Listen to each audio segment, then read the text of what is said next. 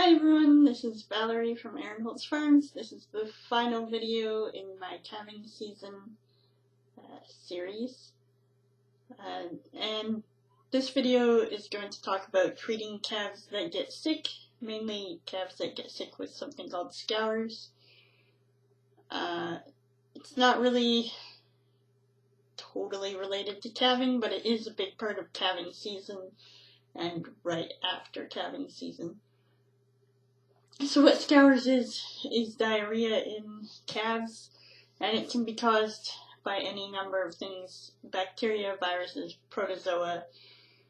The best way to prevent scours is to keep a clean area where the calves are, which is really hard when you calve in the springtime and it's all muddy, but we put down clean straw as often as is needed. But we check the calves on a regular basis to make sure that they're okay. I walk through them once a day, and my dad checks them every so often as well. So once a calf has scours, when we notice that his manure is runny and he's not looking very good, then we need to treat him.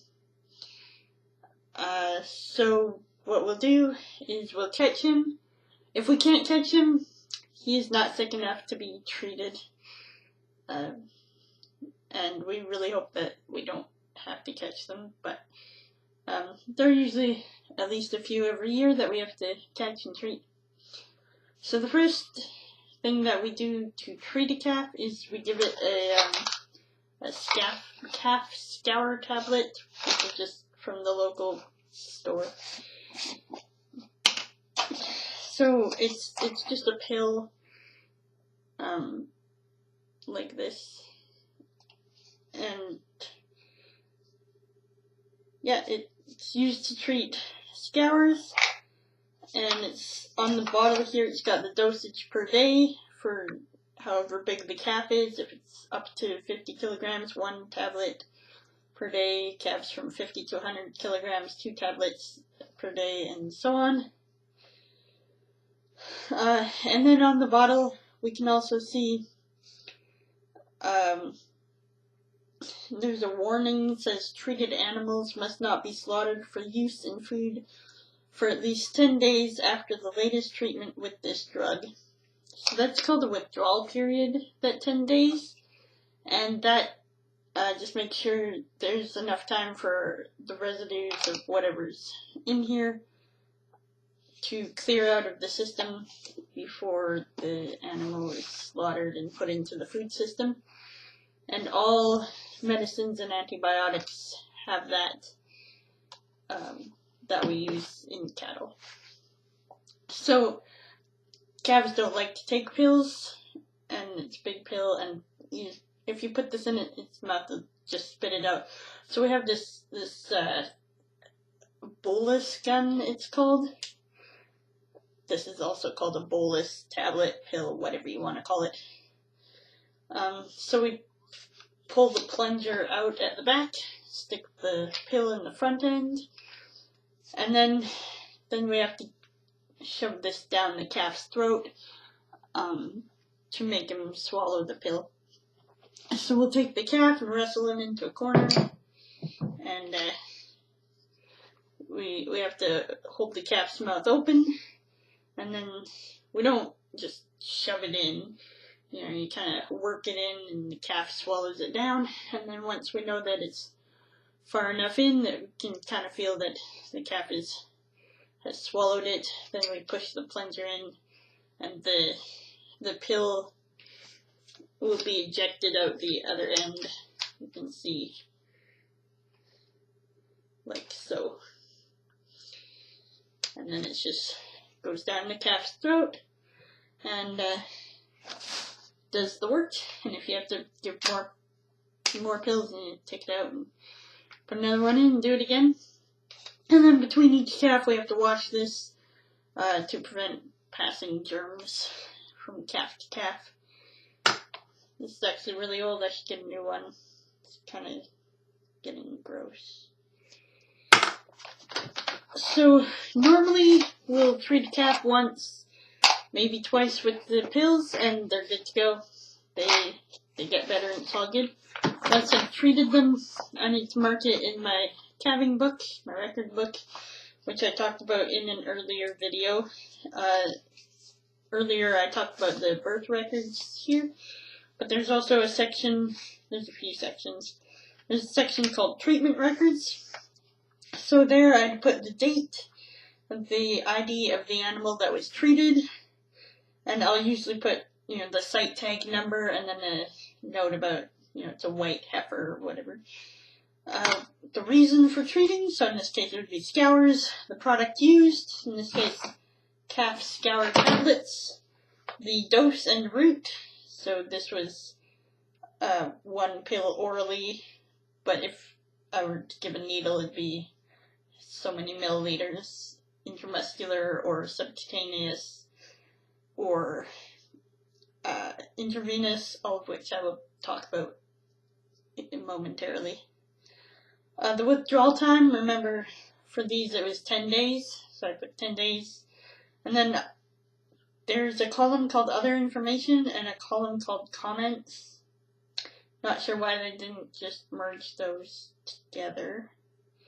But in those columns I might say, oh, this one was treated by the vet, or oh, it's all good now, or like there was a heifer that had a C-section, so I wrote, give it, this drug in 3 days and get the sutures out in a month, and cull the cow afterwards, and all that fun stuff. Yeah. So if the calf doesn't get better, or if he's got scours really bad, we'll give him a pill and then also an antibiotic. So there's 2 options. I think normally when they have scours we give them this Trimidox. For other sicknesses, especially in the older cattle, we might give them Resflor. There are a lot of antibiotics out there. We give them whatever the vet tells us to give, because he knows best what will work for whichever situation we have. So again, there's a withdrawal period, 10 days for the Trimidox. I think it's 21 days for the Resflor on the English side here.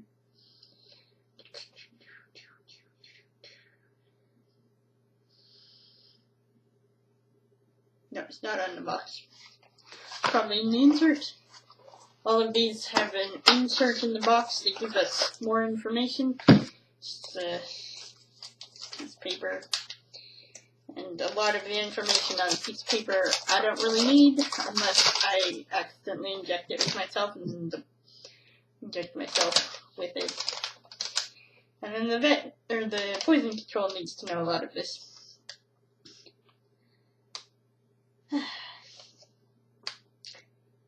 Oh, Resflor is 60 days withdrawal period. Yeah. And then there'd be adverse reactions and cautions, like do not exceed the recommended dose, obviously. It's a dosage guide and administration. So give it only in the neck, which I'll talk about shortly here. Right now, producers do not need to have a, what is the word? A prescription to buy antibiotics for their animals. But the industry is moving in that direction. So in December of this year, 2018, we will be required to get a prescription from our vet. And we can't just go to any vet and get a prescription. There has to be a veterinary client-patient relationship. I don't know, it's a big long word thing. Basically means that the vet knows you and your herd, so that he can make a good recommendation and give you the prescription, and then you can by the antibiotic, and it's all good. And that just sort of is the last safeguard so that we're not overusing antibiotics. In a perfect world, we wouldn't overuse antibiotics because they're expensive, but sometimes we don't have time to look into other options. So, yeah. So often we'll give trim adults for a bad case of scours. Not going to talk about that. If the calf has scours really bad and has had it for a little while, they'll be really dehydrated. And in that case, we need to replace the fluids and electrolytes that he has lost. So we can give him water or milk. At that point, normally they're really weak and don't want to stand up, so we can't just get them to suck on the cow. So we have to tube feed them, which is a whole lovely process that we hate to do. So this is what we use for tube feeding. It's a bag. We put liquids in there, and then there's this whole long tube thing. And this part is solid. It doesn't bend. The rest of it bends. But this part here doesn't. And this is, we shove it down the calf's throat just like the bolus gun, except a little bit further and get it all the way to the stomach. So you have to hold the calf's head up with neck straight and put the tube down his throat, work it down again, don't just shove it. All the while, this clip on the tube is closed to pinch off the tube so that no fluid is coming out. Again, this would be, it could be milk. Sometimes if calf isn't sick, if he's just having trouble sucking at first, we might have to just give him milk the first little while. But normally this would be a mixture of water and electrolytes. For a case of scours, we can buy electrolytes. So this is Electrolyte Plus. That would be a package for that. We'd mix it up in some water. Once this is in, and once we know it's in the stomach and not the lungs, we know that because this ball thing on the end of the tube, if we can feel it through the calf's throat, then it's in the stomach. If we can't feel it, that means it's in the lungs and it's obscured by the esophagus, which is kind of rigid. So if we can feel it and the calf isn't struggling like mad, then we can release this clip, and usually there's a helper to hold the bag up. It's often my job. I stand there and my arm gets really tired. And it just drains into the calf. And when it's all done, we just pull the tube out and let the calf have a break. It's super stressful. You just shove the tube down his throat. And that's no fun. There are home recipes, I guess you would call them, for treating scours. The neighbor gave us a great recipe. We call it the magic scours recipe because we've had calves that the vet is like, oh, that one's, there's no hope for that one, and we give it this, and the calf lives. It's amazing. But I lost the recipe. I was trying to find it today, and it's just gone. It's probably lost on my desk somewhere. I don't even want to start with that. But I will find it one day. I will share it with the world because it's amazing. But I think what was in it, there's pectin. This is what you put in your jam to make jam. Pectin. And then I think there's baking soda and salt and hot water. And it kind of gels because of the pectin, so you have to mix it up, put it in the bag, and just get it all done really fast. Otherwise, it's just all gelled up in the tube and it's really, really not fun. So, yeah. Yeah, I think that's about all the treatments that we have for scours. The only other thing I wanted to talk about was giving needles. I sort of covered this a little bit in the processing video, but there are different ways to give a needle, and I didn't talk about that.